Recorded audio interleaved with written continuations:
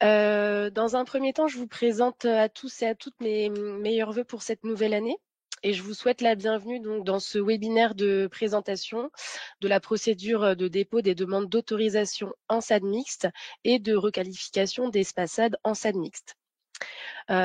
Pour votre information, c'est une présentation qui sera enregistrée et qui sera ensuite, diffusée sur le site internet de l'ARS, et possiblement également sur la chaîne YouTube. Donc j'invite les participants qui ne souhaitent pas être visibles sur l'enregistrement à couper les caméras.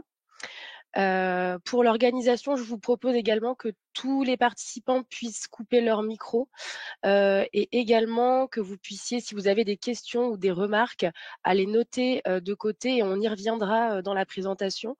C'est un webinaire qui va durer 1 heure et demie, avec une grosse partie de la présentation qui sera consacrée aux questions, s'il y en a. Donc voilà. On rentre tout de suite dans le vif du sujet, sur le sommaire. C'est une présentation qui sera organisée en 3 temps avec dans un premier temps, on va revenir un petit peu sur les modalités d'accompagnement à la mise en œuvre de la réforme, des SAD. En deuxième temps, et c'est le temps qui va nous enfin, c'est l'axe qui va nous prendre le plus de temps, je vais décrire la procédure régionale qui a été conçue conjointement avec les conseils départementaux. Et en troisième temps, on va aborder le calendrier de diffusion de cette procédure et la façon dont seront attendus les éléments. Donc pour rappel, depuis 2023, l'ARS et les conseils départementaux ont déployé la réforme des services autonomie à domicile sur les territoires selon des méthodes qui ont été conçues à l'échelle départementale. Donc au niveau départemental, il y a eu des instances qui ont été mises en place, de concertation et de pilotage, notamment en lien avec la DTARS et les conseils départementaux. Donc, pour exemple, il y a eu l'organisation de réunions de lancement auprès des SIAD et des SAD aides du territoire. Donc, c'était des réunions de lancement qui avaient pour objectif de présenter les enjeux de la réforme, les objectifs et d'échanger autour des contraintes. Il y a également eu l'organisation ensuite de réunions infraterritoriales où là, on présentait également la réforme et on échangeait autour des enjeux, mais plutôt sur une maille infraterritoriale. Et enfin, il y a des points d'étape réguliers qui se sont mis en place, qui ont toujours lieu d'ailleurs sur les territoires. Ça pouvait être aussi à l'échelle départementale en lien avec les services et les fédérations départementales. Donc voilà pour le niveau plutôt local et départemental. Au niveau régional, pour vous informer, il y a eu la mise en place d'un comité de suivi qui réunit donc l'ensemble des délégations territoriales, les 5 conseils départementaux et la direction autonomie et santé mentale donc, que je représente qui est basée à Nantes. Ce comité de suivi, il avait pour objectif donc de faire des points d'étape réguliers sur l'état d'avancement des travaux dans chaque département. Il a également permis de faire des réunions et des points d'étape auprès des fédérations médico-sociales au niveau régional. Et donc à ce jour, il y a eu 5 comités qui se sont réunis. Voilà, on a partagé autour de la méthodologie de déploiement, on a également partagé autour de ce qui pouvait se faire dans d'autres régions et notamment en Île-de-France, car voilà, en région, on a été beaucoup en lien avec l'ARS Île-de-France, sur le déploiement de la réforme et on a, récemment formalisé une procédure de dépôt des demandes d'autorisation. En parallèle, il y a eu la mise en place d'un accompagnement financier à destination des SIAD, qui bénéficient également aux SAD Aide. Donc, dans un premier temps, on a délégué une enveloppe de coordination des SAD pour un montant de 1 109 480 € pour la partie personnes âgées et 62 123 € pour la partie personnes en situation de handicap. Donc, ces crédits, ils ont été délégués en première phase de campagne budgétaire en 2024 à l'ensemble des SIAD et ils ont vocation à favoriser la coordination des services autonomie à domicile. On a choisi de les déléguer avant même la constitution effective, voilà, pour que on puisse entamer les travaux de coordination et que les services puissent les mobiliser en amont. Également, il y a eu la mise en place d'un soutien financier à la transformation. Donc des enveloppes d'un montant maximal de 15 000 € ont été déléguées par service qui ont formalisé une demande auprès de l'ARS et du conseil départemental. Et en 2024, on a délégué au total 143 190 € sur une enveloppe disponible de 400 000 €. Donc voilà pour la partie vraiment animation à la fois départementale et régionale. Voilà, c'est vraiment un résumé. Je rentre pas plus dans les détails parce que vous connaissez, voilà, vous avez eu les liens avec les conseils départementaux et la délégation territoriale de l'ARS. En parallèle, l'ANAP a mis en place et a mis en ligne plusieurs outils à destination des organismes gestionnaires. Donc, il y a eu un kit de 11 outils opérationnels qui ont été déployés à destination des organismes gestionnaires. Donc, plusieurs outils ont été mis à disposition, comme des trames de fiches de poste, les organigrammes cibles de SAD mixte. Ça reste voilà des exemples et des outils. Également une checklist de bonnes pratiques et une checklist pour les partenariats. Également une checklist de conformité au cahier des charges et un modèle de convention à titre transitoire. Donc tout ça, on y reviendra par la suite de la présentation. Également, la NAP a mis en place un outil interactif, tout de suite, un outil interactif qui permettait en fait d'aider à la décision. Enfin voilà, c'était pour dégrossir un petit peu le travail, qui permettait d'identifier les différentes solutions qui s'offraient au service en fonction du statut juridique et également en fonction de la volonté du service de se rapprocher d'un SAD-aide qui avait un statut public ou privé à but non lucratif. Donc voilà, c'est un outil qui est disponible sur le site de la NAP. Et également, un peu plus concrètement et avec des éléments un peu plus précis, il y a eu des webinaires qui ont été organisés l'année passée de 30 minutes avec des foires aux questions qui ont été déposées par la suite. Et c'était des webinaires qui étaient qui étaient planifiés en fonction du statut et du secteur de chaque service. Donc voilà, des rapprochements entre secteur privé à but non lucratif et secteur public, soit des rapprochements entre secteurs publics, donc un SIAD public et un SAD aide publique territorial ou hospitalier. Donc voilà, plusieurs webinaires qui ont été organisés pour aider finalement les services. Il y a eu des questions qui ont été posées et des foires aux questions qui ont ensuite été déposées sur la plateforme de la NAP.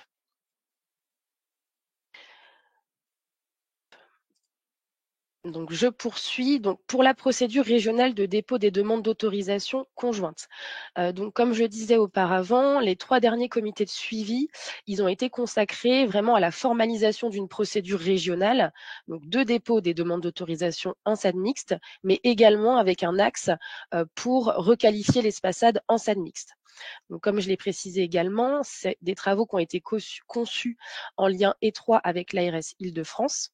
Et les objectifs de cette procédure régionale, ils étaient bien de pouvoir donc disposer d'une procédure cadrée et harmonisée, de favoriser également un traitement équitable des demandes d'autorisation, notamment pour les organismes gestionnaires qui pouvaient disposer de services dans plusieurs départements, et également de faciliter les transformations des services en SAD mixte. Donc cette procédure, elle repose sur donc des documents qui, seront à compléter. Donc il y aura un cadre à compléter que je vais vous présenter, enfin je vais vous présenter le sommaire juste après. Ce cadre à compléter, il va nous permettre de vérifier le niveau de conformité au nouveau cahier des charges en complément de l'analyse qu'on fera du projet de service actualisé. Donc premier document à transmettre, ce sera bien un document à compléter, donc ce cadre-là. Et ensuite, il y aura des documents à transmettre. Ce sera des documents qu'on attendra, qui devront être révisés et réactualisés. Donc, en deuxième axe, on attendra un courrier synthétique qui viendra présenter le projet envisagé, les services qui seront concernés par la demande, la nature du rapprochement juridique et la zone d'intervention cible, enfin en tout cas sur laquelle le SAD mixte y propose d'intervenir. Tous ces éléments-là, ils vont être décrits dans un guide d'appui. C'est le petit rectangle que j'ai mis à gauche. On va y revenir juste après. Donc voilà, c'est vraiment un guide d'appui qui va vous permettre en fait de vous guider dans cette demande d'autorisation. En troisième point, on attendra également un projet de service actualisé et une liste d'annexes qui sont toutes décrites dans le guide d'appui. On attendra également le plan et le bail des locaux actuels. S'il y a des déménagements de prévus, on attendra aussi le nouveau plan et le nouveau bail. Et pour les services qui souhaitent conventionner, mais ça j'y reviens juste après, on attendra également la convention à titre transitoire selon le modèle qui a été conçu par la NAP, par le niveau national.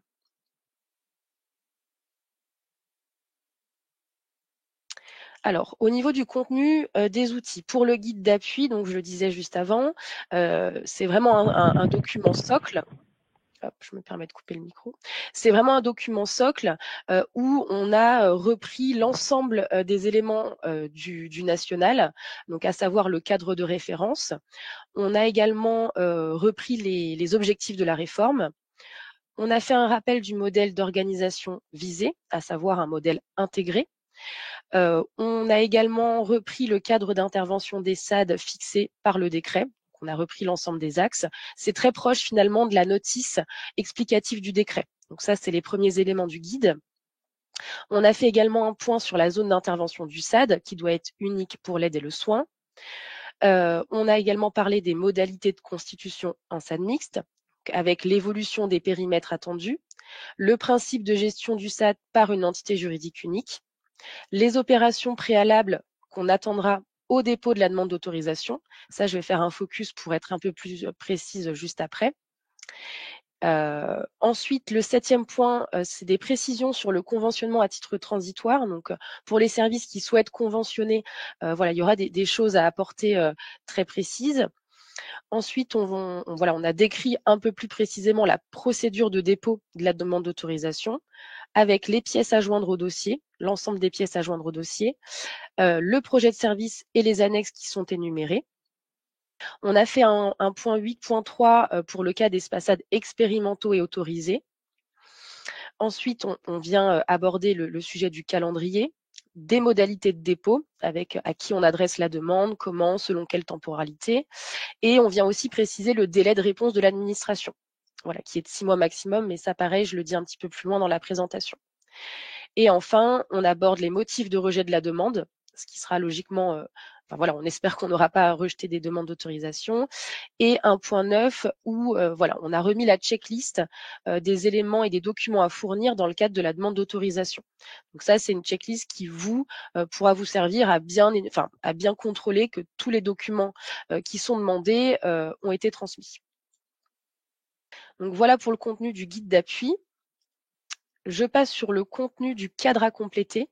Donc juste pour précision, l'ensemble de ces outils vont être mis à disposition à compter de la semaine du 13 janvier, donc dès la semaine prochaine, en début de semaine, lundi ou mardi. Voilà, donc il faudra consulter le site internet de l'ARS, mais vous aurez ces documents-là disponibles très prochainement.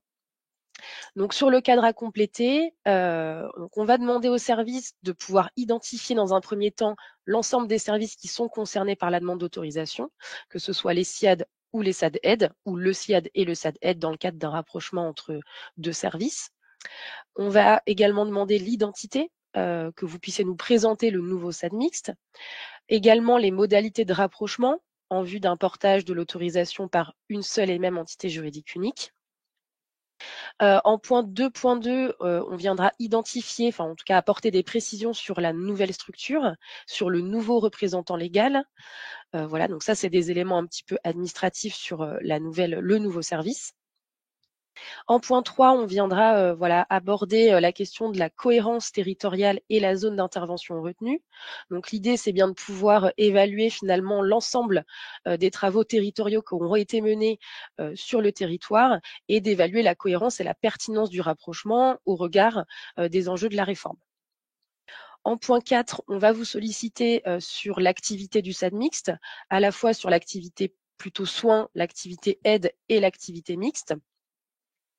On viendra également parler des modalités plus globales d'organisation, où il faudra que vous puissiez nous présenter les effectifs que vous allez dédier à la coordination, même si c'est pas des choses que voilà, vous aurez arrêtées au moment du dépôt, mais voilà, il faudra quand même que vous puissiez nous présenter les effectifs. La façon dont vous allez mettre en place le guichet unique, parce que voilà, ça c'est vraiment l'enjeu de la réforme, la mise en place d'un guichet unique, une porte d'entrée unique en tout cas pour l'usager et l'aidant. En point 5.3, il faudra que vous puissiez nous présenter les outils qui vont permettre d'assurer et de favoriser la coordination des services. Et sur ce modèle organisationnel, on viendra également vous solliciter sur l'inscription de votre service dans son environnement plus global. En point 6, on va vous solliciter sur tout ce qui relève du repérage des fragilités, de la prévention de la perte d'autonomie et du soutien à l'autonomie.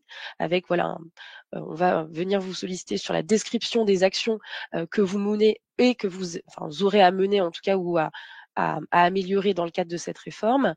Un axe sur les actions de lutte contre la maltraitance et de promotion de la bientraitance. Un axe également sur la mise en place d'un management qui favorise l'accompagnement de qualité et l'attractivité des métiers. L'axe sur le soutien des aidants, bien qu'il soit facultatif, on souhaite quand même pouvoir analyser et vérifier finalement si vous vous engagez bien dans cet axe-là. Et un dernier point sur l'information et la garantie des droits des personnes accompagnées. Donc voilà, là l'idée c'est juste de vous présenter le sommaire. On va pas faire une présentation plus exhaustive finalement du cadre à compléter. Ça, vous pourrez le consulter une fois qu'il sera mis en ligne et il y aura 2 temps FAQ qu'on viendra aussi vous proposer à la fin du mois si jamais il y a des questions sur le contenu de ces outils. Donc je passe maintenant au calendrier de constitution en SADMIX que vous connaissez déjà et des attendus. Donc là, c'est juste pour rappel, donc au plus tard au 31/12/2025, les SIAD doivent déposer une demande d'autorisation, selon la procédure régionale pour avoir une autorisation en SADMIX. Donc il y a des opérations préalables qui sont attendues au dépôt de cette demande. Donc en premier point, forcément, avoir informé l'ARS et le conseil départemental du projet de rapprochement envisagé et avoir obtenu un accord de principe avant le dépôt de la demande. Donc comme je le disais, l'idée c'est pas d'en arriver à rejeter des demandes d'autorisation, aussi bien pour vous services qui travaillez à, à répondre à cette attendue de la réforme et aussi bien pour nous parce que ça fait une charge administrative qui sera pas pertinente. Il y a quand même des travaux qui ont été conduits par les conseils départementaux et la délégation, enfin les délégations territoriales de l'ARS.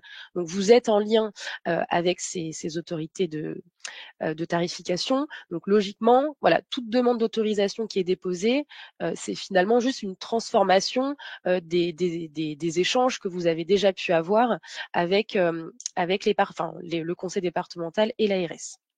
Donc ça, c'est le premier point, à nous avoir informés de votre projet et avoir également entamé les travaux juridiques de rapprochement. Sauf bien sûr dans le cas où les services souhaitent se constituer en SAD mixte par convention à titre transitoire. Mais voilà, les 2 axes, c'est d'avoir informé l'ARS et le conseil départemental.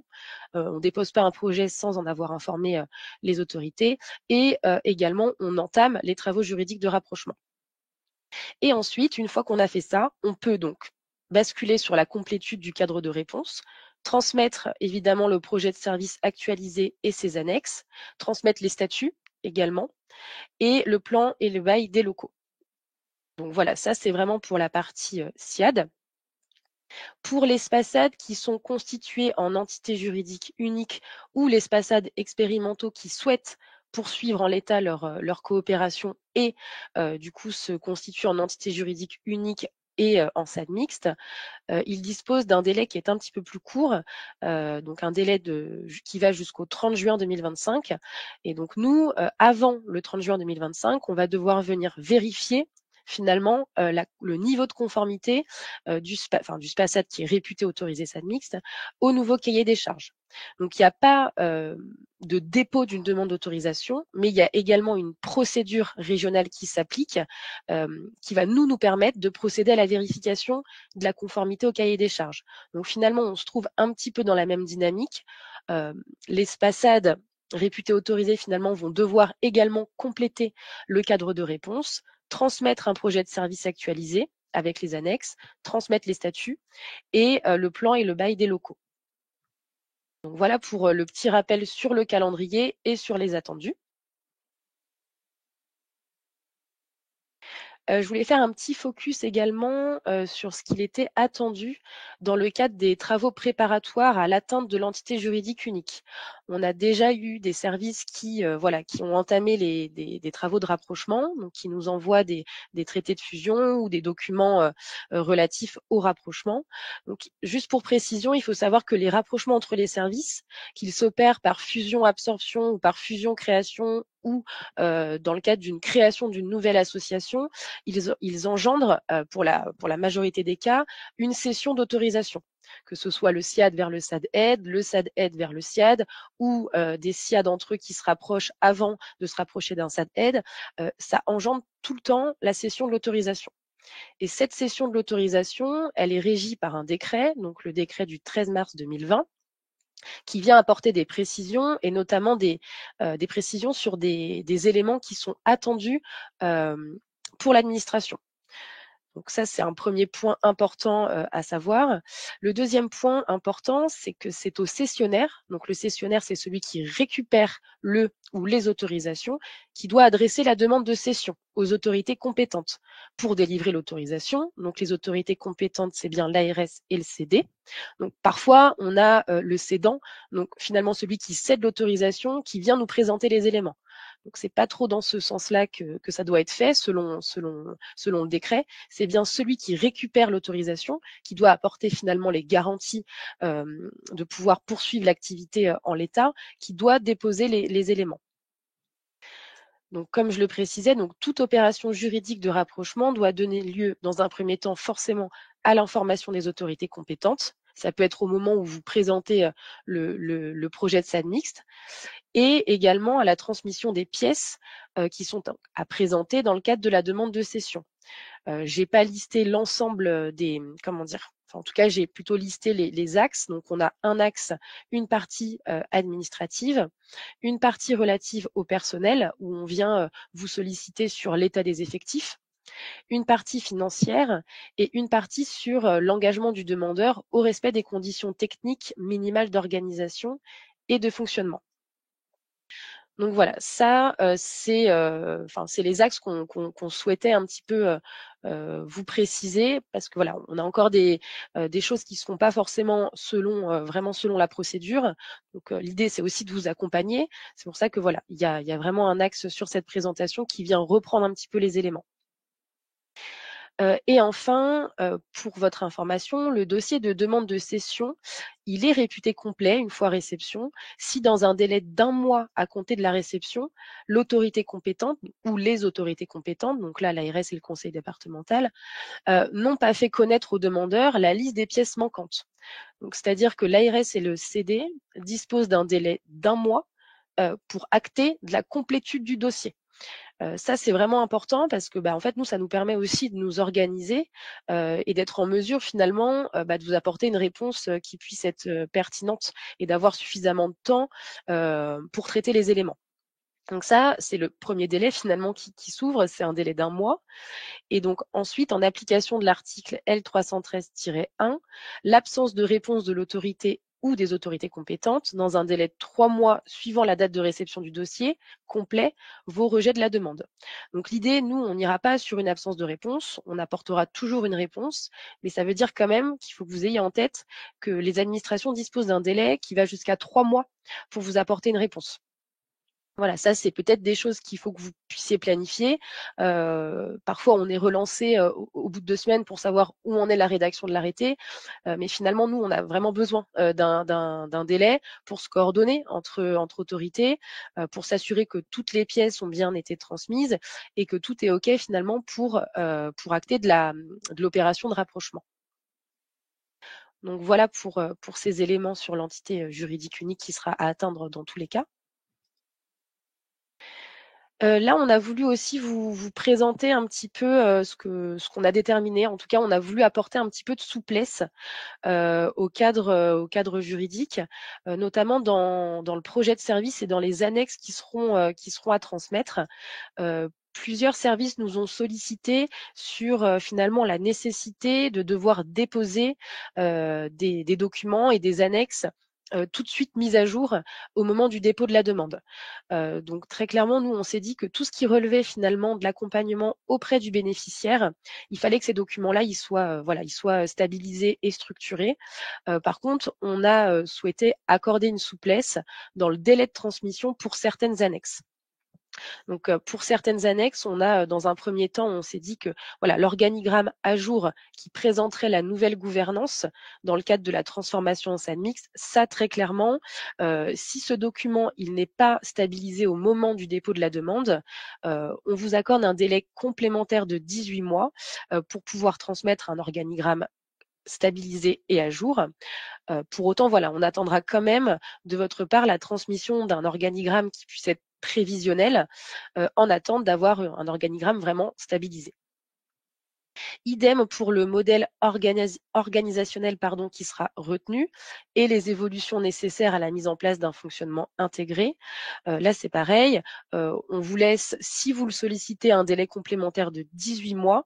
Mais voilà, on attend quand même de votre part que vous puissiez nous transmettre au moins une prévision, de l'évolution du nombre d'ETP, à savoir, voilà, s'il y a des recrutements qui vont être nécessaires, si certains postes vont devoir être adaptés, une fois que les services se rapprochent.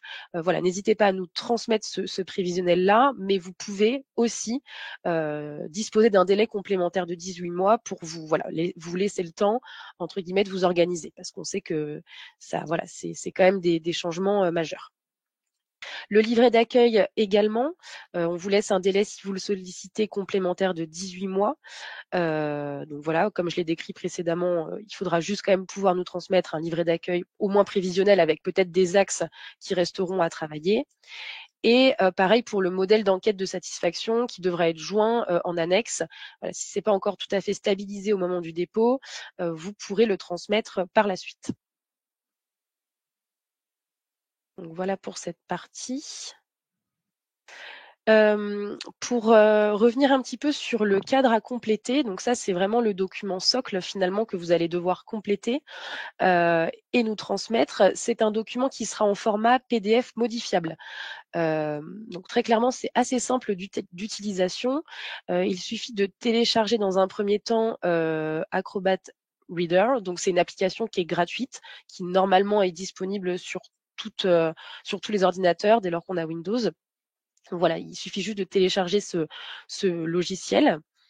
Ensuite, vous ouvrirez le document et dans l'onglet tous les outils, je ne sais pas si on voit bien, il faudra juste sélectionner en fait, le petit onglet A et vous pourrez ensuite cliquer devant chaque rubrique et voilà, taper à l'ordinateur les éléments.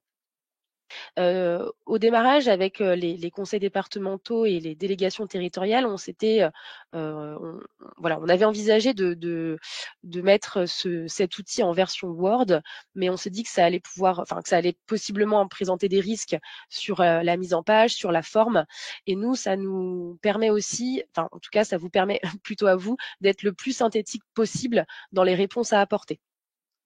Donc voilà, c'est assez simple d'utilisation. Si jamais vous avez des difficultés, au moment où vous souhaitez compléter le cadre, voilà, vous n'hésiterez pas à revenir peut-être vers le conseil départemental ou la délégation territoriale qui pourra vous accompagner, heu, au remplissage. Mais normalement, c'est très simple d'utilisation. Donc voilà pour le format du cadre à compléter. Je voulais aussi faire une petite, enfin revenir en tout cas, sur, le GCSMS. Enfin, c'est vraiment un petit, des petites précisions. Donc pour les services qui souhaitent se constituer en SAD mixte par GCSMS titulaire ou exploitant dans un premier temps, je voulais revenir un petit peu sur l'objet et sur, finalement ce qu'il est permis ou pas de faire dans le cadre de la réforme. Donc pour le GCSMS exploitant, pardon, donc l'objet, pour rappel, il est bien d'exploiter, les autorisations de ses membres dans le cadre d'un éventuel conventionnement.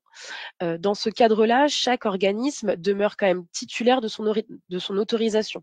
Donc c'est une solution qui est transitoire, qui pourra pas durer au-delà de 5 ans, mais en tout cas, c'est une solution qui est permise, par le législateur dans le cadre d'un conventionnement. Donc ça, c'est une option qui est, possible. Pour le GCSMS titulaire, donc l'objet, c'est bien que le GCSMS, il est titulaire des autorisations de ses membres. Il implique, comme je l'ai dit, précédemment, la cession des autorisations au profit du GCSMS une fois, qu'il est créé et il répond bien à l'exigence de constitution en entité juridique unique. Donc voilà pour les 2 schémas et pour les étapes à respecter, Donc en fait, au moment de la création du GCSMS, qu'il soit exploitant ou titulaire, on attendra de votre part que vous puissiez nous transmettre la convention constitutive. Je vous invite également à consulter, sur le site de l'ANAP, il y a une fiche spécifique sur le GCSMS, et puis de toute façon, voilà, les services peuvent disposer également d'un accompagnement juridique, comme je l'ai présenté, en première slide. Donc voilà, vous êtes accompagnés et sur la rédaction de la convention constitutive, vous pouvez être aidés. Donc il y a bien cette convention qui est attendue. Nous, on devra rédiger ensuite un arrêté qui portera réception. Il n'y a plus d'arrêté qui porte approbation comme ça a pu être le cas auparavant. On vient juste faire un arrêté qui porte réception de la déclaration de la convention constitutive du groupement. Ensuite, on ira sur la cession des autorisations au profit du GCSMS. Vous pourrez ensuite, donc ça constitue vraiment les opérations préalables. Et en parallèle, vous pouvez procéder à la demande d'autorisation conjointe qui sera à déposer auprès de l'ARS et du CD. Voilà, donc ces 2 dernières étapes, elles peuvent être menées en parallèle. N'hésitez pas, surtout si vous avez des questions sur ce point-là, à les noter de côté et on pourra y revenir un peu plus tard. Donc après le GCSMS, je voulais faire une petite précision aussi sur le conventionnement à titre transitoire. Donc ça, c'est clairement un levier finalement à la transformation pour les services qui souhaiteraient en fait avoir un peu plus de temps pour se constituer en entité juridique unique. Donc, pour les services qui souhaitent opter pour cette solution, ils doivent quand même avoir convenu de faire évoluer la collaboration au terme de cette convention en se constituant en entité juridique unique, qui sera, elle, titulaire de l'autorisation, comme c'est prévu par la loi en fait 2021 de financement de la sécurité sociale pour 2022.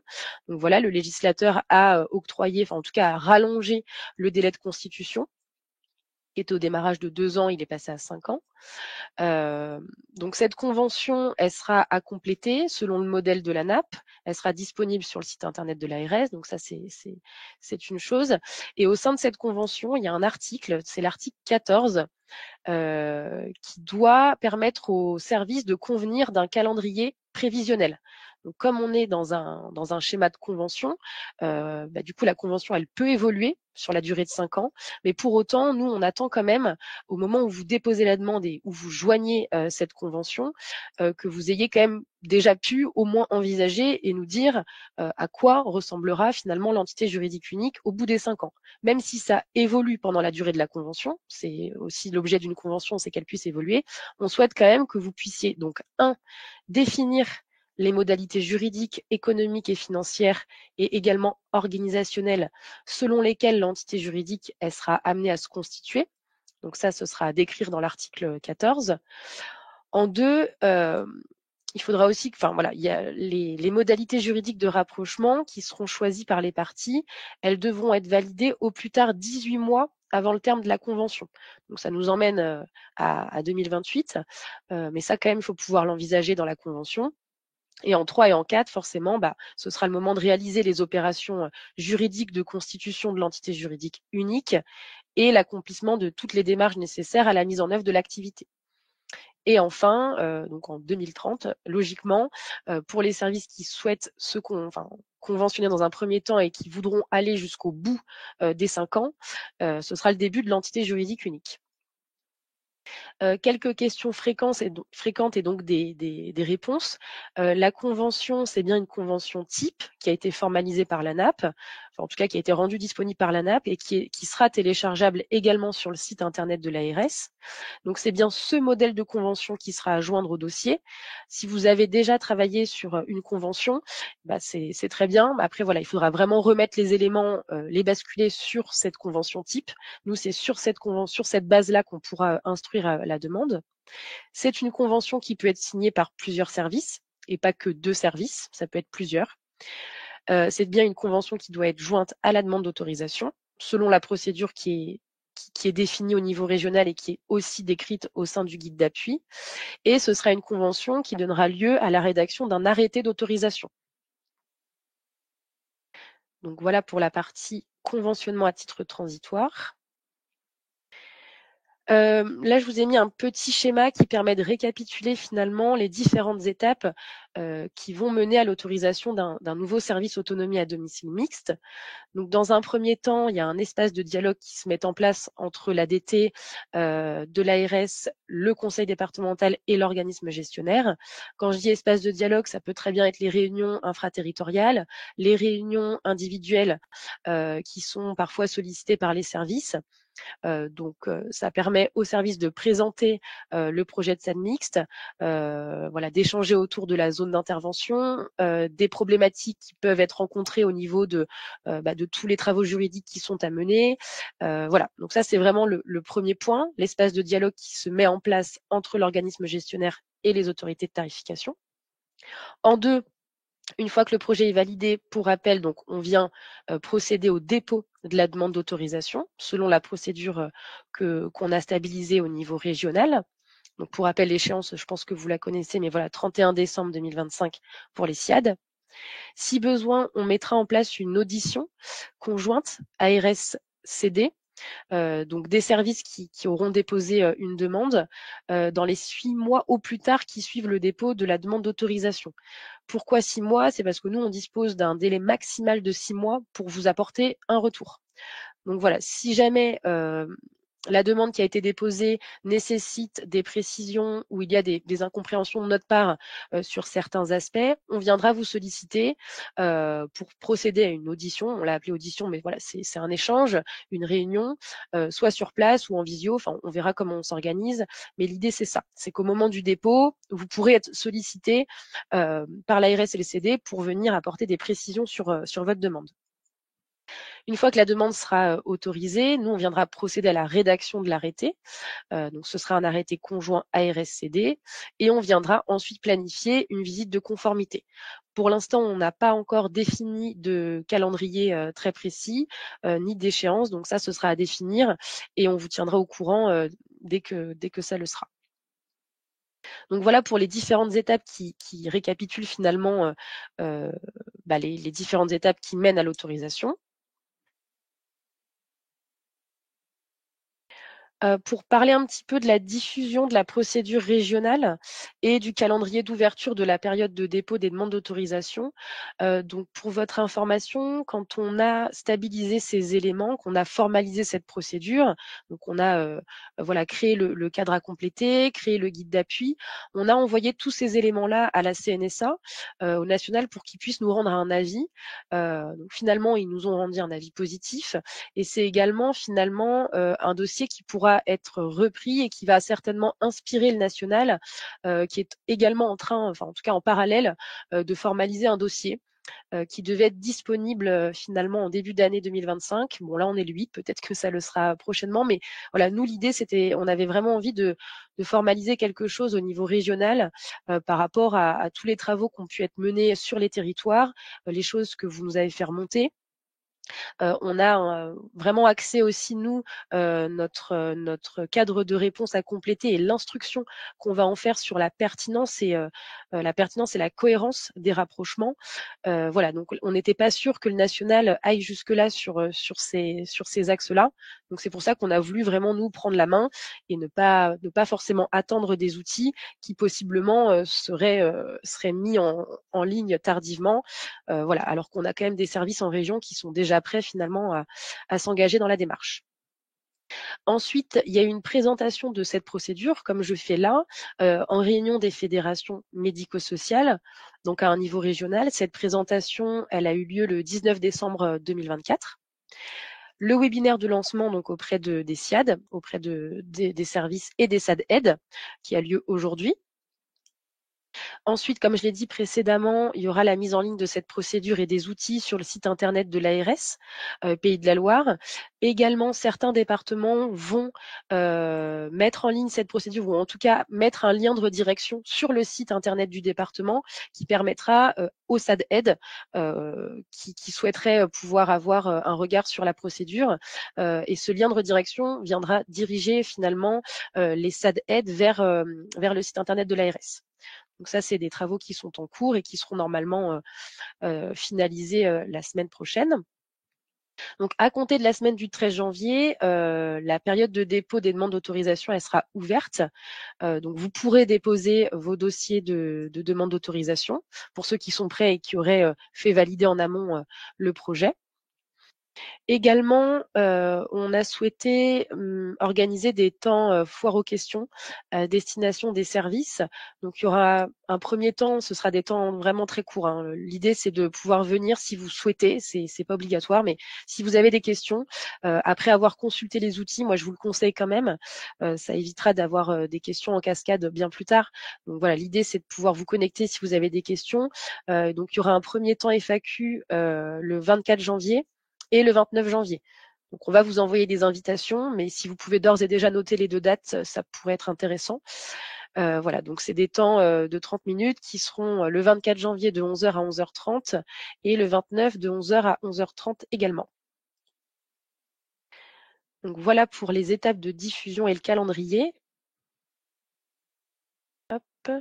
En termes de modalités de dépôt des demandes d'autorisation, donc assez simple, finalement, les demandes d'autorisation, elles seront adressées aux adresses électroniques suivantes. Donc pour l'ARS, on vous demande d'adresser, comment dire, vos demandes sur la boîte aux lettres direction autonomie et santé mentale, département parcours personnes âgées. Donc tout ça, c'est des éléments qui sont décrits dans le guide d'appui, hein, vous inquiétez pas, vous les aurez. Également, à la boîte aux lettres de la délégation territoriale, donc la balle parcours.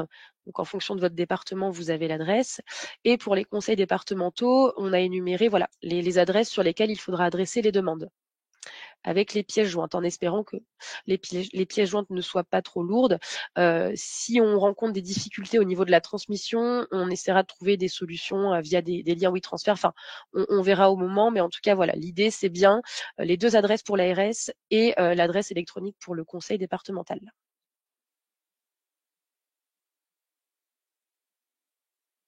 Un petit rappel aussi, la NAP, elle a récemment mis en place une nouvelle série de webinaires, appelée le rendez-vous des SAD, qui a pour objectif de répondre à des enjeux concrets pour les gestionnaires de services à domicile. Donc finalement, moi, j'ai pas pu y assister, mais en tout cas, voilà les objectifs. Donc, c'est de s'inspirer et d'échanger sur les difficultés rencontrées dans la mise en place de la réforme, de pouvoir identifier des solutions face aux défis de la réforme et de partager les bonnes pratiques et des conseils concrets pour passer à l'action. Je ne sais pas si certains d'entre vous ont pu y participer. Donc, c'est des rendez-vous qui sont bimestriels, de décembre 2024 jusqu'à juin 2025. Et c'est des sessions qui permettent à chaque service de pouvoir prendre la parole et de poser des questions. Il y a eu une session qui est passée, ouais, voilà, c'est pas la prochaine session, c'est session passée, elle a déjà eu lieu, c'était le vendredi 6 décembre et les sessions suivantes, ce sera le 7 février, le vendredi 4 avril 2025 et le 6 juin 2025. Voilà, cette présentation, ce support de présentation, il sera également mis sur le site internet de l'ARS, donc vous pourrez reconsulter les dates si vous le souhaitez. Et voilà. Et donc, comme je l'ai précisé, il y aura bien 2 temps de foire aux questions qui seront organisés suite à ce webinaire. Donc, le 24 janvier et le 29 janvier pour les services qui le souhaitent. Je vous conseille quand même, dès que les outils seront mis en ligne, si vous avez le temps également, parce que voilà, c'est quand même assez proche, le moment où ils sont mis en ligne et ces 2 temps, de pouvoir vous connecter et de venir avec des questions assez concrètes, si voilà, de balayer le cadre de réponse, également le guide d'appui. Peut-être qu'il y aura des choses qui seront pas forcément claires pour vous, et ce sera aussi l'occasion pour nous, ARSCD, de vous accompagner encore sur finalement la procédure de dépôt. Et donc du coup, la semaine prochaine, je vais vous envoyer une invitation avec un lien de connexion webinaire État. D'ailleurs, je suis désolée, dans un premier temps, on vous avait envoyé un lien de connexion Teams, mais on s'est rendu compte qu'au regard du nombre de participants qui pouvaient aller au-delà de 200, possiblement il y aurait des bugs. Donc c'est pour ça qu'on a souhaité transformer le lien de connexion et de passer par un webinaire État. Donc voilà, il y aura bien une invitation qui vous sera renvoyée la semaine prochaine pour ces 2 temps de foire aux questions. La présentation est terminée, donc je vous remercie pour votre attention et je vais laisser place aux questions. S'il y en a, n'hésitez pas.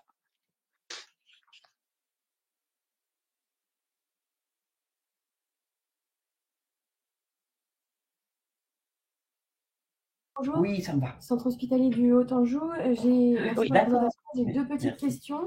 La première, est-ce que ce serait possible dès maintenant de nous présenter les motifs de rejet de la demande d'autorisation tels qu'ils sont indiqués dans le PDF? Et la deuxième, pour toutes les autorisations, classiquement, normalement, on passe par SI autorisation. Donc là, je comprends que c'est pas le cas. Au niveau des marges de manœuvre et de la validation en amont du dépôt d'autorisation des ARS, est-ce qu'il y a un formalisme particulier ou pas pour vous justifier qu'on a quand même lancé cette demande avec la date? Merci. Oui. Merci à vous. Alors pour le rejet de la demande d'autorisation, on a décrit les motifs de rejet dans le guide d'appui. Très clairement, une demande qui serait rejetée, ce serait dans un premier temps une demande qui nous aurait pas été présentée en amont.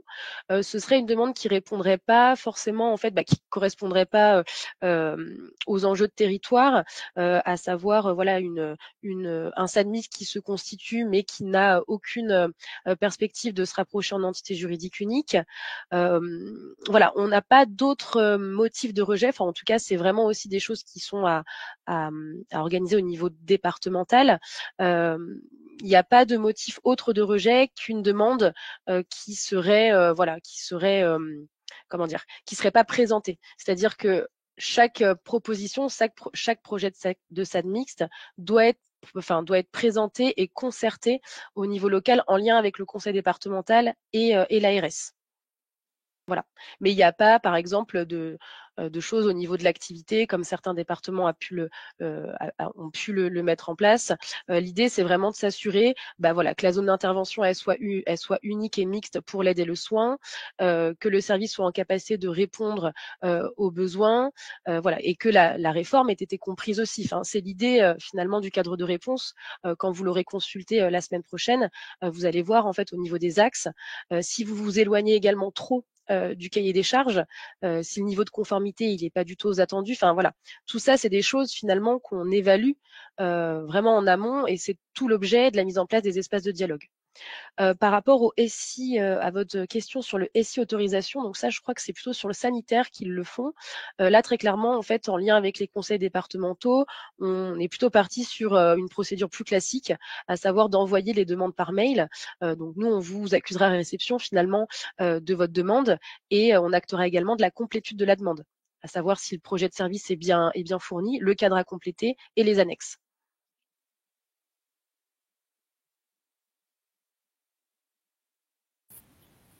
Oui, une question l'association Aide à Dom, service d'aide à domicile sur le 53.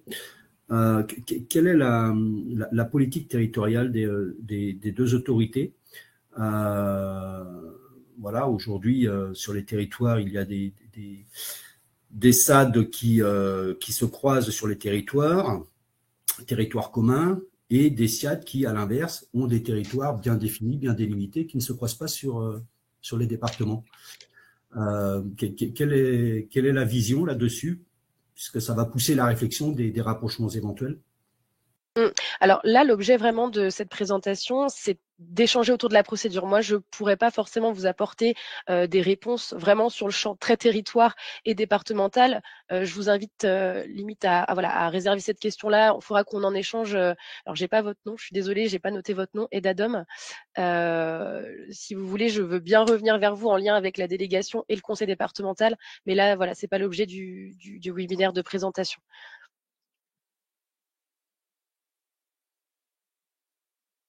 Madame Pavageau, je vois que vous levez la main. Oui. Alors, c'est peut-être en lien avec ce que monsieur vient de dire, Ah, puisqu'on a déjà eu des réunions en Vendée ouais. avec vous, et nos collègues qui interviennent sur le territoire. Et on s'était déjà mis d'accord entre associations le SIAS de Montaigu notamment pour se mettre d'accord sur des communes. Est-ce que on est obligé d'attendre du coup l'arrêté d'autorisation et toute cette procédure pour intervenir sur ces communes, ou est-ce que les communes sur lesquelles on s'est mis d'accord, on peut commencer à intervenir? Mmh. Alors, je sais pas, si vous avez parce qu'il me semble, hein, si ma mémoire est bonne, que vous aviez convenu d'un temps d'échange avec la, délégation territoriale de Loire-Atlantique et de Vendée. Je ne sais pas si cet échange a eu lieu ou pas encore? Non. Non, pas encore. Voilà, je pourrais pas vous apporter de réponse. C'est une question assez technique. Mais pareil, je vous conseille vraiment de vous tourner vers la délégation territoriale et le conseil départemental pour cette question, voilà, plutôt de territoire et assez précise et technique. Parce que là, je pourrais pas D'accord. vous apporter de réponse aujourd'hui. Et notamment aussi en complément sur les augmentations des places de SIAD sur la région. Oui, Est-ce que oui. c'est en parallèle? Comment ça va fonctionner? À quel moment on va savoir le nombre de places sur nos territoires? Alors ça, c'est pareil, donc c'est un peu la présentation qui avait été faite, madame Pavageau, au dernier trimestre 2024. Il y a une procédure spécifique qui est mise en place. Les délégations territoriales pour ces places de SIAD, ces nouvelles places de SIAD 2025, vont revenir vers vous et il y aura donc des installations de nouvelles places de SIAD, avec un financement de ces places en première phase de campagne 2025. Voilà. Mais pour ces questions, voilà, très précises sur les extensions de places, pareil, je vous propose qu'on y revienne par la suite, qu'on se concentre sur le webinaire. Après, je vois qu'il y a des questions dans le chat. Bonjour Stéphanie Gall, association Agélie qui regroupe un EHPAD et un SIAD surligné. Si GCSMS conclut au bout de 5 ans, soit le service d'aide à domicile aura un SIAD et un EHPAD, soit notre association aura un service d'aide à domicile. Est-ce que Monsieur Lemasson, vous êtes toujours là?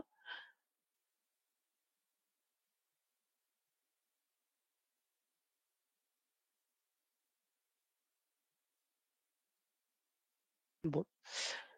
Je vais passer à la question de Madame Chevalier. Bonjour, si la demande est déposée le 30 novembre 2025, vous donnez un délai de 6 mois pour répondre. Selon les textes, l'autorisation du SIAD tombe sans autorisation SAD. Allez-vous nous transmettre une autorisation provisoire à partir? En fait, oui, c'est que vous avez jusqu'au 31/12/2025 pour déposer la demande d'autorisation. Nous, on dispose d'un délai de 6 mois.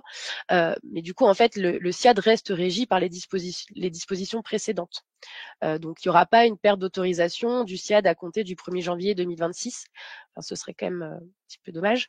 Donc, non, vous restez régi par les anciennes dispositions qui s'appliquent au SIAD le temps que nous, on instruise la demande. On pourra pas, imaginez bien que si, je sais pas, 40 SIAD déposent la demande au 30/12/2025, ça nous laisserait un jour pour instruire, ce serait un petit peu compliqué. Donc, pas d'inquiétude là-dessus. Le seul délai à respecter, c'est le délai de dépôt.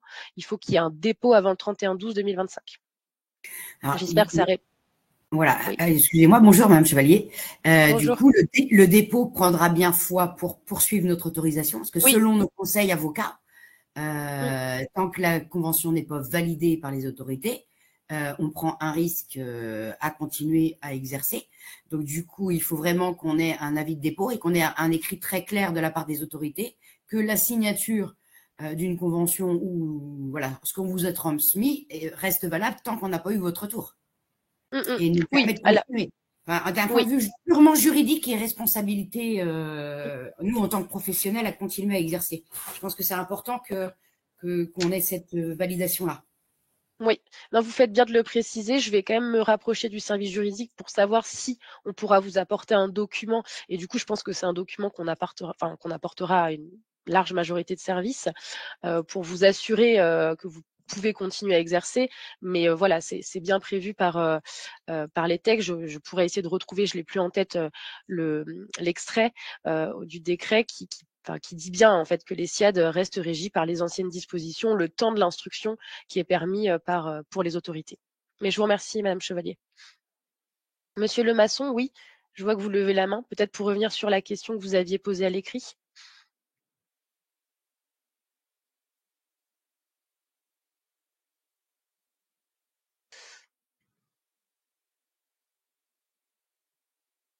Allô, vous m'entendez? Ah, c'est bon, je vous entends. Oui. Stéphanie Gall, je suis coordinatrice générale dans l'association Agélie. Donc, on a un EHPAD et un SIAD. Et donc, le GCSMS, on a bien compris que c'était pour 5 ans de manière provisoire. Mais qu'est-ce qui se passe au bout des 5 ans? Nous, voilà, même si on se rapprochait d'un service d'aide à domicile, ça veut dire qu'au bout de 5 ans, ce service a un EHPAD et un SIAD? Ou l'inverse? Comment ça se passe? Ça dépend en fait de ce que vous souhaitez comme organisation. Le GCSMS, c'est en effet une possibilité. dans le cadre de la convention. Vous pouvez aussi très bien signer une convention avec un SAD-aide sans forcément vous constituer en GCSMS exploitant. Le GCSMS exploitant, c'est un levier qui permet de mettre en commun des moyens, de mutualiser certaines choses, mais c'est en aucun cas une obligation dans le cadre du conventionnement. C'est une possibilité. Après, à l'issue des 5 ans, si vous êtes toujours sur un schéma de conventionnement ou de GCSMS exploitant, l'autorisation de SIAD, elle est perdue. Donc après, à vous de voir ce que vous souhaitez faire. C'est de votre ressort, de savoir si vous souhaitez, je sais pas, est-ce que c'est le SAD-aide qui portera demain l'autorisation de SAD mixte. Enfin voilà, ça c'est vraiment à vous de nous dire finalement. On est une association. Comment? Et donc il portera aussi l'EHPAD puisque c'est une association. Oui. On a des projets de rapprochement où en fait l'entité juridique unique porte un EHPAD et un SAD mixte.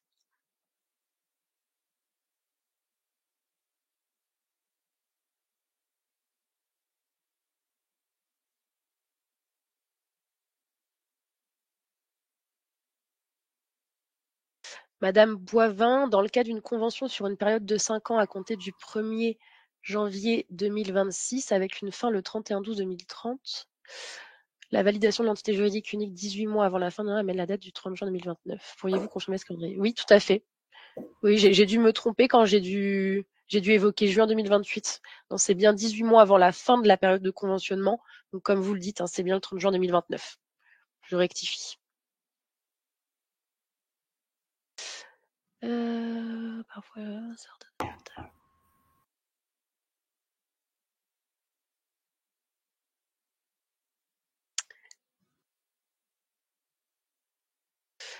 Votre présentation, bonjour Association Agili, donc c'est votre présentation est très claire mais quelque peu binaire SIAD-SAD.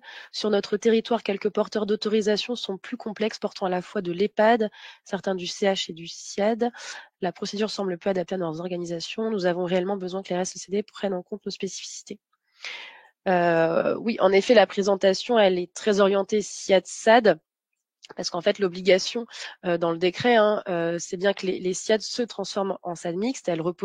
L'obligation repose sur les SIAD et sur un rapprochement avec un SAD. Après, on a bien conscience qu'il y a des SIAD qui sont, enfin voilà, des organismes gestionnaires qui sont également porteurs d'autres ESMS, d'autres dispositifs. Donc tout ça, dans le cadre des espaces de dialogue, c'est des choses qu'on peut échanger. L'idée, c'est de pouvoir aussi consolider une offre, coordonner une offre, et on sait très bien qu'une offre coordonnée ne repose pas simplement sur l'alliance d'un SIAD et d'un SAD, mais que ça va au-delà. Et c'est aussi pour ça que dans le cadre de réponse, on a tout un axe finalement sur l'inscription du SAD dans son environnement et qu'on va aussi venir recenser les partenariats sur les territoires. Donc voilà. Je ne sais pas ce que je peux dire de plus. Après, les conseils départementaux sont présents à cette présentation. Donc voilà, s'ils souhaitent ajouter des précisions à mes propos, il ne faut pas hésiter. Oui, bonjour Madame Surdeau, Jean-François Tellier, c'est moi qui publie ça pour l'association AGI. Donc Madame Gall vient d'échanger avec vous. Nous, effectivement, on est sur un schéma où on s'est engagé depuis des années sur un parcours de vie, domicile, établissement.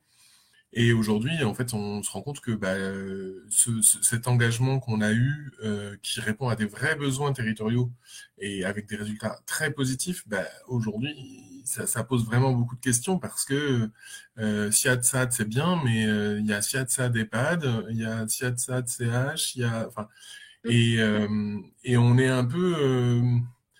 le sentiment d'être un peu mis de côté avec des réponses qui sont beaucoup plus complexes quand on rajoute un EHPAD avec des locaux, avec des projets d'investissement, avec de la gestion de l'immobilier, qui sont des sujets qui sont pas forcément traités et où les rapprochements nous paraissent extrêmement complexes, quoi. Oui, vous faites bien de le préciser. Après, c'est vrai que dans le cadre des réunions infraterritoriales, on a souhaité aussi présenter toute l'offre finalement qui peut être disponible sur les territoires. Nous, c'est clairement pas quelque chose qu'on souhaite écarter. Après, voilà, on est aussi contraint par les obligations réglementaires, le rapprochement d'un SIAD et d'un SAD. Mais voilà, nous, en tout cas, sachez qu'au niveau territorial, on sera vigilant et on vous accompagnera au mieux pour éviter de déconstruire tout ce qui a pu pu être construit depuis des années sur les parcours, que ce soit parcours domicile EHPAD ou également fluidification des sorties d'hospitalisation. Tout ça, c'est des enjeux qu'on a bien en tête, mais malheureusement, on est contraint. Et l'idée de ce webinaire et de la procédure même, c'était de faciliter au maximum finalement les demandes pour vous, pour nous. Mais en aucun cas, on écarte toutes ces questions-là de parcours coordonnés et d'offres multiprofessionnelles, j'ai envie de dire, sur les territoires. Il y a une question du CIMAD Bocage Nord Mayenne. Vous avez dit que pour la convention transitoire, nous pouvons signer avec plusieurs services. Est-ce que c'est possible de conventionner avec plusieurs services à domicile dans le temps des 5 ans et c'est donc à l'issue des 5 ans qu'on choisira pour finaliser le SAD mixte? Alors oui, l'idée c'est quand même au moment où vous signez la convention, donc au moment où vous choisissez finalement vos partenaires, votre ou vos partenaires, que vous ayez quand même déjà pu envisager que ces rapprochements puissent aboutir à une entité juridique unique. Ça, c'est quelque chose que nous, on viendra évaluer en amont à vos côtés. Mais voilà, vous pouvez tout à fait signer une convention et l'idée, c'est que l'entité juridique unique, elle puisse être atteinte voilà, à l'issue des 5 ans, enfin au plus tard à l'issue des 5 ans, mais comme je l'ai précisé dans la présentation, c'est 18 mois avant la fin de la convention qu'il faudra quand même envisager l'entité juridique unique. J'espère avoir répondu à votre question pour le CIMAD. Pour l'EHPAD de la Blanchine, bonjour, dans le cadre d'un GCSMS exploitant, est-il possible de se séparer dans la période des 5 ans si les objectifs ne sont pas atteints et les valeurs non partagées totalement? Oui, bien sûr. L'idée et l'objectif de cette période de conventionnement, c'est que ça puisse évoluer. Donc se séparer, il faudra bien en informer l'ARS. C'est sûr que nous, on souhaiterait que voilà la phase de conventionnement et tout ce qui relève finalement de la procédure de GCSMS exploitant, ça engage quand même pas mal de démarches, qu'elles soient administratives ou même en temps pour vous. Donc, on préférerait que ce soit transformé par quelque chose de concluant, mais c'est en effet une possibilité, bien sûr. Et vous êtes dans la même situation que l'association Ageli, oui, en effet, vous disposez d'un EHPAD. Philippe Niveau, la question territoriale est centrale. Est-ce qu'un SAD peut créer une entité juridique unique avec un SAD sur quelques communes de son territoire actuel et passer des conventions avec les SAD qui couvrent les autres communes autour des situations de patients communs? Donc, est-ce qu'un SAD peut créer une entité Alors, l'idée, c'est bien d'avoir un territoire commun aide et soins, mais bien sûr que le SAD mixte demain, une fois qu'il sera constitué, il pourra passer des conventions avec d'autres SAD.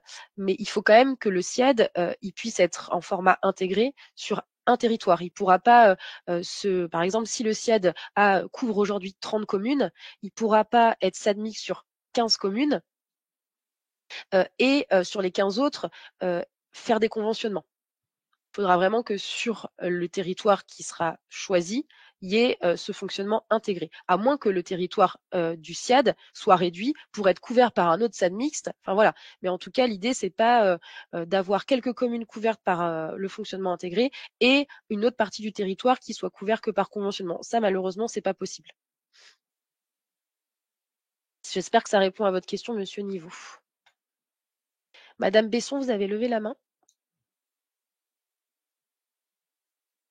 J'étais en train de d'écrire ma question, justement. Ah. Alors, la DAMAD, en fait, a une identité juridique et on a plusieurs identités géographiques.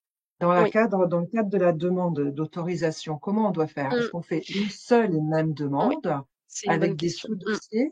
Parce qu'en fait, on a un certain nombre de documents qui seront identiques pour l'ensemble des tout ce qui est statut, projet de service. Oui. En fait, tout ce qui sera identique, finalement, vous pourrez l'envoyer en une seule fois. Mais de toute façon, pour la DAMAD, avec cette situation spécifique, on reviendra vers vous. Mais normalement, en fait, c'est un finesse géographique, une demande d'autorisation. Pour le cas spécifique de la DAMAD, on aura, comme vous le dites, pas mal d'éléments qui vont être identiques.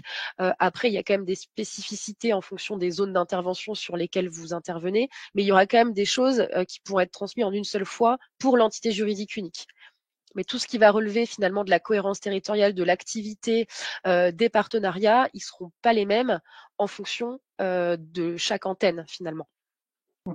Donc là, on vous demandera des précisions et on va dire un aspect plutôt individuel de la demande et tout ce qui relève de la partie administrative ou des statuts, voilà, tout ça, vous pourrez le faire en une seule fois. Mais on y reviendra ensemble, Madame Besson.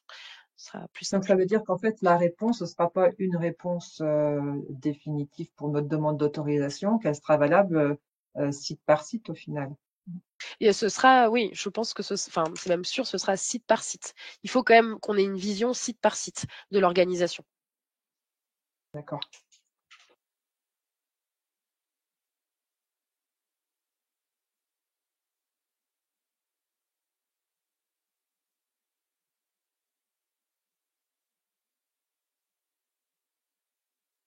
Madame Girardot? Oui, bonjour. Moi, j'avais 2 questions. On a eu une audition fin d'année avec l'ARS et le département, auquel on n'a pas eu de réponse pour l'instant, officielle. Dans un cadre, on va dire, informel, puisqu'on n'avait pas encore le contenu du dossier à remplir. Donc, Oui. je voudrais savoir quelle démarche on doit faire. Est-ce qu'on doit solliciter une audition ou pas? Et j'avais une autre question. On est SIAD et ESA. Et l'ESA, entre guillemets, n'a pas de finesse. Elle existe de par le SIAD. Est-ce que le territoire, notre territoire ESA est beaucoup, beaucoup plus large que le SIAD? Est-ce que ça veut dire que demain, on doit aussi inclure ce territoire dans nos réponses?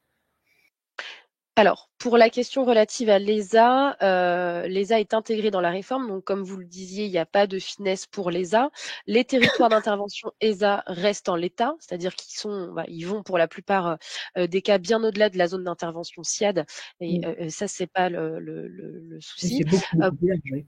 Beaucoup plus large, oui. Après, c'est vrai qu'il faudra peut-être par la suite, ce ne sera pas le travaux prioritaire, mais qu'on revienne sur les territoires d'intervention ESA. Pour votre question sur l'audition que vous avez sollicitée, c'est un petit peu la même réponse que je vais apporter. Il faudra peut-être qu'on échange autour de cette situation en dehors de cette présentation, parce que je pourrais pas vous apporter de réponse. Je sais pas si je me souviens, il me semble pas que j'ai participé à ce temps-là. Non, il y avait le département et Oui. le référent territorial. Ok. Donc n'hésitez pas à relancer finalement, à nous relancer officiellement par écrit, et on essaiera de vous accompagner. Mais là, c'est vrai que je pourrais pas vous apporter de réponse. Je n'ai pas les éléments. Ok. Merci. Rien. Grégory Godard. Bonjour. Si en raison de statuts différents associatifs privés, le rapprochement avec un SIAD n'était pas engageable, sera-t-il possible après le 31/12/2025 de déposer une demande d'autorisation soins pour un SAD aide envisageable? Oui, j'avais compris, merci. Alors, pour l'instant, c'est pas prévu que soit octroyer des autorisations de SIAD. De toute façon, c'est plus possible. La seule chose qui était permise pendant la durée de la mise en œuvre de la réforme, donc jusqu'au 31/12/2025, c'était de pouvoir octroyer des places de SIAD à des SAD aides. Mais c'est pas du tout le choix qu'on a fait en région. Aussi bien les départements qui ont une position de ne pas donner et délivrer de nouvelles autorisations de SAD aide au SIAD. Nous, voilà, les places de SIAD, on les a réservées pour les opérateurs qui existent sur les territoires, avec tout un travail de rééquilibrage des taux d'équipement. Donc on s'appuie sur l'existant. Donc voilà. Donc pour l'instant, c'est pas envisagé. Je ne vais pas vous dire non catégorique, Monsieur Godard, mais en tout cas, c'est pas du tout envisagé. Là, la priorité, elle sera sur les rapprochements entre services et opérateurs existants pour vraiment capitaliser sur l'expérience des services sur les territoires. Edadom. Oui, juste savoir, peut-être que le guide d'appui apportera des réponses à ma question, mais en fonction des modalités de rapprochement, et notamment si on est en convention transitoire, avant d'aller plus loin dans la démarche, les outils à fournir à la demande sont identiques que si on était sur un GSSMS ou une fusion-création. Ou voilà, je pense notamment livret d'accueil, organigramme, même si c'est dans les 18 mois qui viennent. Mais chacun gardant son entité juridique. Voilà, je me pose la question. Oui, alors pour la phase de conventionnement, si vous souhaitez opter pour une convention, finalement, les outils ils sont un peu identiques. On va quand même vous demander de compléter le cadre de réponse, parce qu'on vient quand même évaluer le niveau de conformité du SAD mixte au cahier des charges. On va également demander un projet de service actualisé, parce que finalement, si vous voulez, la convention, c'est un grand pas et un premier pas vers la constitution en SAD mixte. Il faut que ça puisse correspondre à un SAD mixte. C'est juste que ça vous laisse plus de temps pour mener les travaux juridiques de rapprochement à une entité juridique unique. Mais au moment où vous présentez la convention, on attend finalement les mêmes choses qu'un SIAD et qu'un SAD qui se rapprocheraient d'ores et déjà par une fusion création, une fusion absorption. Donc oui, les outils ils sont identiques et c'est bien décrit dans le guide d'appui qui sera disponible. Si. Alors, Monsieur Tellier Jean-François, pas d'octroi de place de SIAD au SAD, mais quelle est la position pour octroyer des places aides au SIAD, surtout dans des organisations multi-activités? Places aides au SIAD. Ouais, on parle pas de place aide au SIAD, on parle vraiment d'autorisation de SAD aide par rapport à des autorisations de SIAD où nous on est voilà, on octroie des places. En tout cas au niveau régional et chaque département, la position est la même. Il n'y a pas, on ne délivre pas de nouvelles autorisations de SAD. Tout simplement parce que voilà, ça a été une position qui a été prise au moment de la mise en œuvre de la réforme, donc assez tôt en 2023. Parce qu'on souhaite capitaliser sur les services existants. Donc voilà. Là, l'idée, c'est que c'est vraiment les services existants qui existent déjà sur les territoires qui doivent se rapprocher, mais on ne donnera pas de nouvelles autorisations. Il y a déjà énormément d'autorisations de SAD aide sur les territoires, avec parfois des travaux qui sont conduits pour évaluer le niveau de conformité de ces services, de ces SAD aide au cahier des charges. Donc, il y a un nouveau cahier des charges, mais il y en avait un précédent où il y a parfois des écarts relativement importants. Donc, c'est pour toutes ces raisons-là, finalement, qu'on a décidé de façon conjointe, ARSCD, de ne pas autoriser de nouvelles autorisations, enfin en tout cas de nouvelles autorisations aides. J'espère que Monsieur Tellier, ça répond à votre question. Madame Boivin, dans le cadre d'un conventionnement transitoire de 5 ans, il me semble difficile de transmettre le projet de service du SADMIX dès la demande d'autorisation.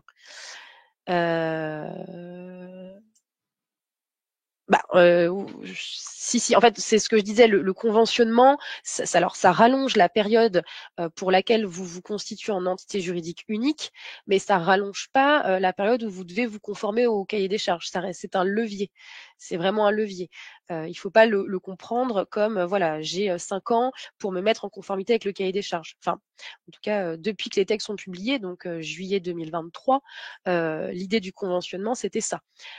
Par contre, voilà, il y a une souplesse qui est accordée et on pourra voir s'il y a d'autres choses, enfin d'autres annexes ou d'autres parties du projet de service sur lesquelles vous avez des difficultés pour nous transmettre les choses actualisées.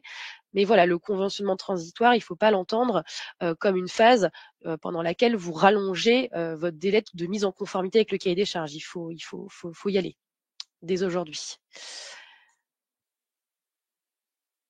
Alors, pour la question de l'EHPAD La Blanchine, notre association gère un EHPAD, SIAD, accueil de jour, logement locatif. Dans ce cadre, est-il possible pour nous de créer un SAD, aide, afin de préserver le parcours de soins déjà mis en place et de ne pas altérer cette organisation qui fonctionne très correctement? C'est un petit peu ce que je viens de dire. C'est déjà 2 ou 3 questions qui ont été posées sur ce sujet-là. Il faut se rapprocher d'un SAD aide, d'un service à domicile qui existe déjà. Je ne sais pas si je réponds à la question en répondant de cette façon. Mais voilà, si la question c'est est-ce qu'on peut avoir une autorisation de SAD aide pour l'intégrer dans votre association qui gère déjà une multitude d'offres, c'est pas possible. Il faut vous rapprocher d'un SAD aide existant de votre territoire.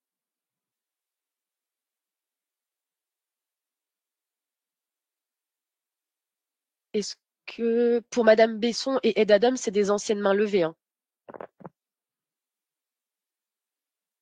Je pense. Parfait, merci.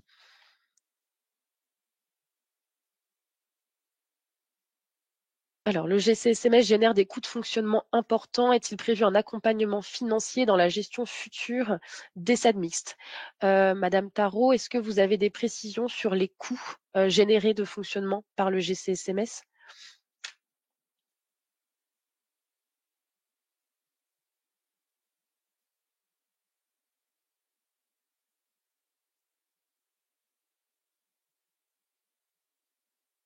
Non.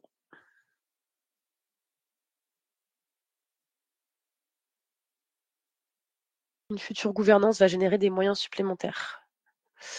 Après, tout des humains, RH.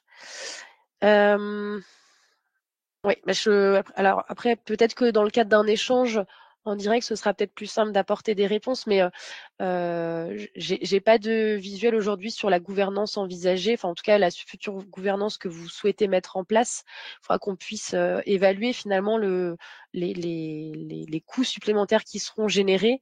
Comme ça, je peux pas vous apporter de réponse. Enfin, en tout cas, j'ai pas l'expertise pour vous en apporter une aujourd'hui. Très bien, Madame Tarot, c'est noté. Madame Tessier, est-ce que vous levez la main? Oui, merci de prendre mon appel. Claire Tessier du SIAD de Clisson. Une petite question concernant le calendrier. Si je comprends bien, nous pouvons déposer des demandes d'autorisation assez rapidement, puisque en fait, si je comprends bien, ça pourrait débuter à partir du mois de janvier ou février. Nous avons jusqu'à la fin décembre. Ma question est la suivante. Si un service dépose une demande d'autorisation qui couvre un territoire différent que le SIAD qui était couvert jusqu'à maintenant et que ça impacte un SIAD voisin, ça peut. Enfin, je suis un peu étonnée qu'on puisse déposer des dossiers un peu au fil de l'eau. Comment vous allez avoir une visibilité globale sur des demandes qui pourraient émerger ultérieurement? Ça va donner un petit peu, ça va être un peu la course en fait. Voilà. Ouais.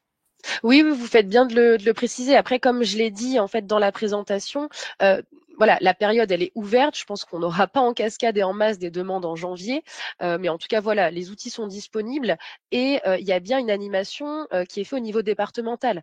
Donc chaque demande qui est déposée, c'est une demande qui aura été validée en amont, qui aura été présentée auprès des autorités. Donc très clairement, on validera pas une demande sur un territoire si on n'a pas l'assurance que le service limitrophe ou le service juste à côté, il sera aussi en capacité. Enfin, tout ça, c'est des choses qui sont concertées en amont. Je pense que l'idée, c'est pas dès que la période elle est ouverte, donc à partir de la semaine prochaine, de déposer les demandes. On va s'assurer, enfin les conseils départementaux en lien avec les délégations territoriales sont déjà à l'œuvre et sont en train actuellement d'organiser finalement le paysage en nouveau service autonomie à domicile mixte. Donc peut-être qu'il y aura parfois des demandes à temporiser parce qu'il y aura des questions, comme vous le dites, territoriales qu'il faudra concerter avant de déposer. Mais pour nous, c'était important, si vous voulez, d'être assez, je dirais pas que c'est tôt parce qu'il reste plus qu'un an, mais de déposer et de mettre à disposition les outils, ça vous donne déjà une idée de ce que nous, on va venir vous demander pour instruire, mais bien évidemment que on n'acceptera pas ou on ne validera pas de demande d'autorisation si on n'a pas l'assurance que sur un territoire qui soit infraterritorial ou départemental, on ait une couverture intégrale en SADMIC. Ça se fera. Parfois, il y a des choses qui se feront progressivement. J'espère que je réponds à votre question. Oui, tout à fait. Je vous remercie. Edadom, oui. Oui, du coup, en complément de la question et de l'élément de réponse que vous avez apporté là, est-ce que ça ne voudrait pas dire que dans les lettres d'intention déposées aux autorités, il est nécessaire de parler des territoires dans cette lettre d'intention? Ça, c'est ma première question. Puisque si déjà il n'y a pas l'approbation sur ces territoires-là, c'est peut-être pas la peine qu'on aille déposer un dossier de candidature. Donc un gain de temps, d'énergie aussi. Voilà, ça c'est ma première question. Et ma deuxième question, c'est, je reviens sur le soutien aux différentes structures. Donc vous avez évoqué le soutien de l'ARS sur les accompagnements financiers individuels auprès de chaque SIAD. Qu'en est-il au niveau du soutien des départements sur les différents services d'aide à domicile qui vont entrer dans la démarche? Est-ce que vous pouvez juste me rappeler le département sur lequel votre service est implanté? Mayenne, La Mayenne. Oui, ouais, la oui, Mayenne. tout à fait. On avait sollicité donc en effet des lettres d'intention. D'ailleurs, je crois que le délai pour y répondre, il est fixé à mi-janvier de mémoire, pour que vous puissiez faire un retour. C'est février, je crois. Février. En effet, donc l'idée dans les lettres d'intention, c'était de pouvoir recueillir finalement les travaux qui avaient été lancés, aussi bien sur l'identification d'éventuels opérateurs SAD-Aid et d'éventuels partenaires. Bien évidemment que la question du territoire, et je crois qu'elle était sollicitée dans la lettre, peut-être que je me trompe, elle est très importante et qu'il faudra qu'on, au-delà d'approuver ARSCD le territoire sur lequel vous proposez d'intervenir, je pense que l'idée, c'est de s'assurer d'une couverture à 100% du territoire, que chaque bénéficiaire puisse pouvoir avoir accès à un SAD mixte, qu'aucun territoire ne soit laissé pour compte dans cette réforme. Les choses se mettront en place progressivement, mais voilà. Donc, je pense que oui, c'est une question majeure et centrale sur la question du territoire. Ça, c'est une chose. Je pense qu'il n'y aura pas d'intérêt pour vous à déposer une demande si le conseil départemental de la Mayenne et la délégation territoriale n'ont pas validé en amont avec vous et avec l'ensemble des opérateurs le territoire. C'est pour ça que toutes les réunions qu'on a pu faire aussi bien de lancement, les réunions infraterritoriales et les réunions plus, on va dire, plus de routine se sont mises en place sur les départements. Pour la question sur le soutien juridique, le soutien financier, donc nous, on avait sollicité le national et on avait fait un plaidoyer en lien avec d'autres ARS auprès du national pour disposer de crédits. C'est des crédits qu'on a pu avoir l'année passée. Donc, on a bien 15 000 € qui sont délégués sur présentation d'un projet suffisamment mature et la présentation d'un devis. Donc, ça, c'est un soutien financier qu'on donne au SIAD, mais qui bénéficie aussi au SAD-Aid, dans la mesure où le SIAD, qui nous demande des crédits, a forcément identifié l'opérateur avec lequel, ou les opérateurs avec lesquels il souhaite se rapprocher. Après, les CD disposent également de crédits, suite à une réponse qu'ils avaient formalisée dans le cadre d'un appel à manifestation d'intérêt. Mais là, je laisserai plutôt le CD 53, s'il est connecté, à apporter davantage de précision. Parce que voilà, moi au niveau régional, c'est pas des éléments d'information, en tout cas, ils seront pas actualisés, ceux que je pourrais vous donner. Donc voilà, si vous avez besoin de crédits complémentaires pour des actions spécifiques, je vous conseille plutôt de vous tourner vers le conseil départemental. Ok, merci.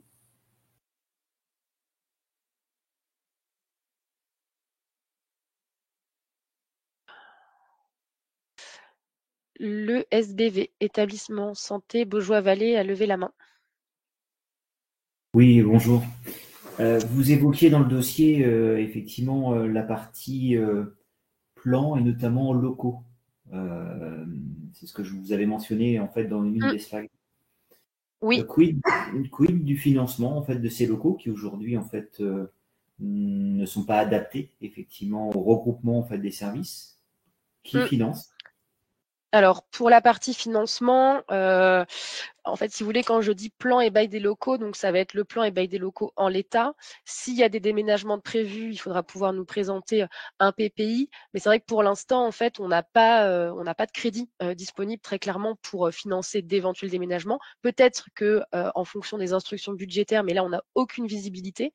Ça, c'est une certitude, on n'a aucune visibilité. Peut-être qu'on pourra dégager des crédits, mais c'est vraiment peut-être. Pour l'instant, on n'a pas cette marge financière-là pour accompagner les projets. Voilà, donc du coup, c'est de cette façon que je peux vous répondre, mais il n'y aura pas de crédit automatique versé dans le cadre d'un éventuel déménagement. Et autres questions qui ont été posées tout à l'heure, effectivement, des éventuels surcoûts de mise en place d'un GCSMS dans le fonctionnement. Quid du coup d'un commissaire aux comptes qui est obligatoire dans le cadre d'un GCSMS, qui paie? Alors pour toutes ces questions très techniques, je vous propose de vous apporter des réponses au moment des temps foire aux questions. Pour cette partie-là GCSMS, je n'aurai pas la réponse tout de suite. Merci. Et éventuellement, Monsieur Bruand, de pouvoir peut-être formaliser, enfin en tout cas m'adresser toutes les questions relatives au GSSMS sur ses surcoûts, etc. Madame Tarot également, je veux bien que, ce que c'est vous qui l'évoquiez, que vous puissiez peut-être me les adresser sur mon adresse mail, comme ça au moment des temps FAQ, je pourrais vous apporter les réponses et ça pourra bénéficier à l'ensemble des services également. Je vous remets mon adresse sur la discussion. Merci. Voilà, il est 11h30. Je ne sais pas si, donc normalement dans le chat, je crois avoir pris toutes les questions. J'espère en avoir oublié aucune. Et je ne vois pas de main levée. Donc je pense qu'on va s'arrêter là. Juste pour rappel, Monsieur Robin, dernière question. Que ce soit dans un cadre de fusion ou bien de constitution de GCSMS titulaire, la réforme conduit finalement à une perte d'autorisation pour les établissements précédemment porteurs de SIAD et de stade au profit d'une nouvelle entité titulaire. Des lettres d'intention et des projets de rapprochement ont-ils été déposés entre services de secteurs juridiques différents, publics, privés? Si oui, combien et sur quel département? Alors, oui, on a eu des lettres d'intention déposées pour des rapprochements entre des secteurs publics et privés, très certainement sous la forme d'un GCSMS titulaire par la suite. Combien? Pour l'instant que très peu, je dirais 1 ou 2. Sur quel département? De mémoire, la Loire-Atlantique. Mais voilà, si vous voulez plus de précision, je vous invite à formaliser votre question par écrit et peut-être que je redirigerai à la délégation territoriale concernée. Et la réforme conduit, alors une perte d'autorisation, j'aime pas trop ce mot de perte, mais plutôt voilà, on vient transformer des autorisations, mais les personnes qui y travaillent normalement restent au sein du service et l'activité demeure. Donc voilà, on vient transformer une autorisation, mais on vient pas perdre l'autorisation pour voilà. C'était juste une question de sémantique. J'espère avoir répondu à votre question, Monsieur Robin.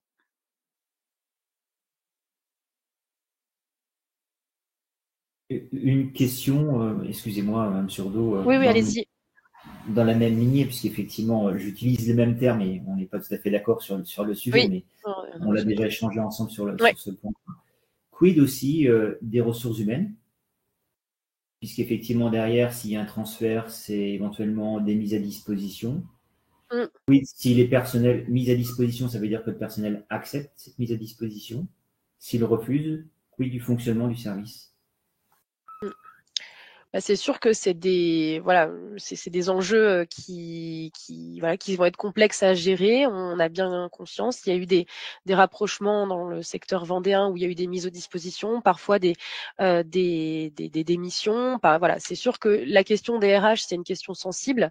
Malheureusement, enfin, il y a le cadre qui s'applique, la loi s'applique.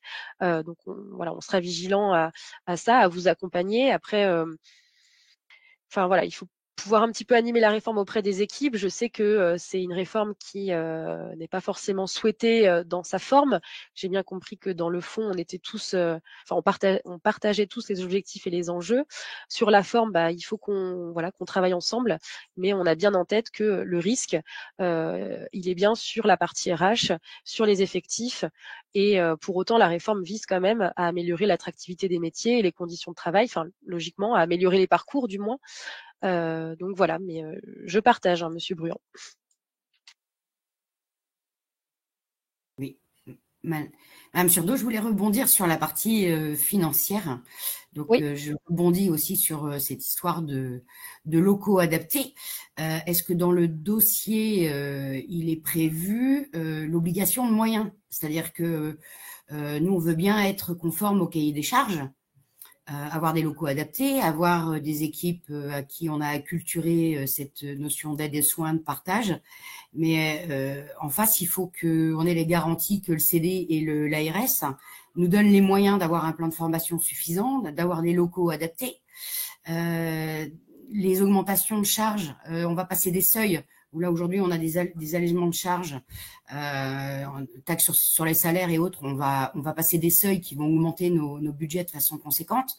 Les loyers pour certains SIAD qui aujourd'hui ou SAD qui n'ont pas les locaux adaptés vont faire des bonds exponentiels aussi. Donc du coup, est-ce que dans le dossier il est bien prévu en face l'obligation de moyens? Parce que du coup, la réponse au cahier des charges ne peut être que en fonction des moyens qui vont nous être alloués. On aura beau essayer de faire des coupes sur d'autres choses.